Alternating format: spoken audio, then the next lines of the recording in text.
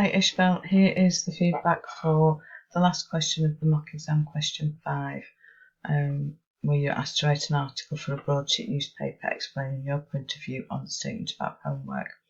So it's good to see that you started off with a rhetorical question for your heading to draw the reader in, and you started off well with a statement that feelings are definitely mixed, and you've gone on to explain your point of view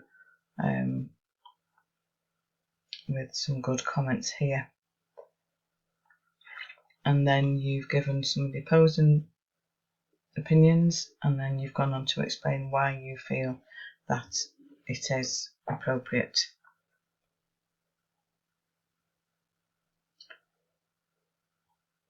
You've given us a rhetorical question here, and then you've gone on and given us anecdotal evidence about your son and how he doesn't like doing homework, but he is a great reader.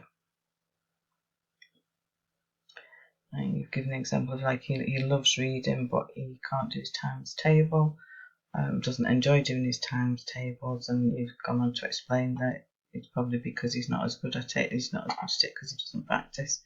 So it's catch-22 really, isn't it? And then you've gone on to your final paragraph saying there needs to be a balance with good comments of too much homework put students off,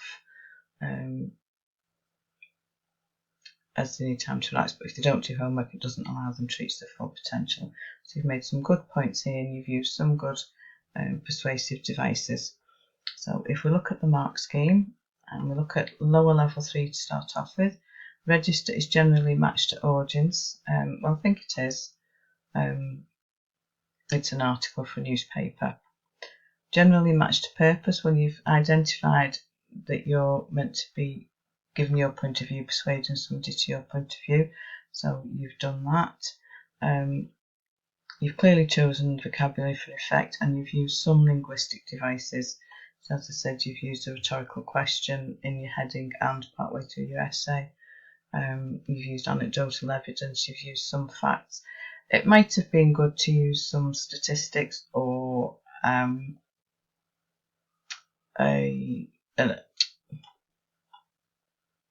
expert opinion. I mean, you could have, we were talking about the teacher here, actually given a quote, made up a quote from her to back up. These points just add credibility to your writing.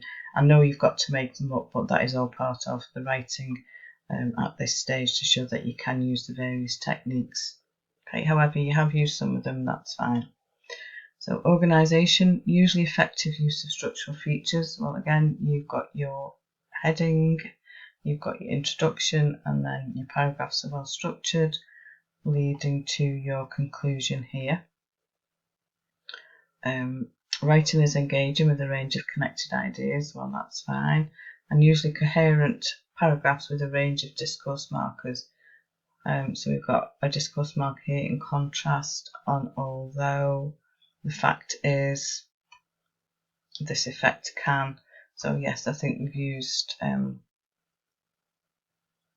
discourse mark as well.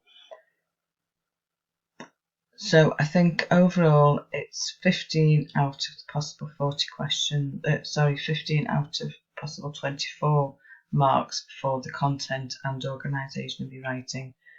As I said, if you'd have used just a few more a variety of linguistic devices, you would have scored more highly. However, 15 out of 24 at this stage of the year is a good score. So if we go on and look at the technical aspect of your writing,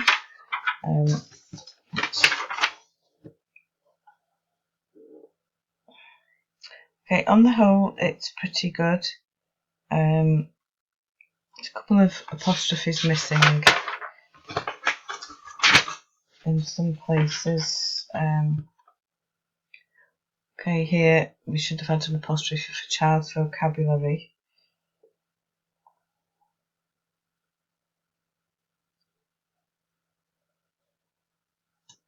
Actually, I think that's the only one, so I think that's just a missed one really, rather than that you don't know how to use them.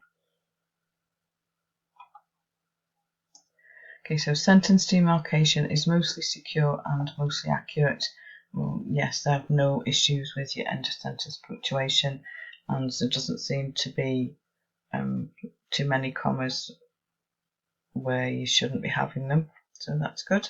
Range of punctuation is used mostly with success. Again, apart from the one missing apostrophe, I think the rest of it's fine. To gain the higher marks, you need to show that you can use a semicolon. So I think I'd have been inclined to put one here, because it is a bit of a comma splice there. So always be aware of trying to put some semicolons in, just to show that you can use the full range of punctuation. Uses a variety of sentence forms for effect. Yes, you do. You've used rhetorical questions, you've used exclamatories, and you've used some short sentences as well as compound and complex sentences. Always bear in mind that a short sentence can add dramatic effect, and it does show the examiner that you can use the full range of sentence structures. So here we've got a rhetorical question, which is also a short sentence.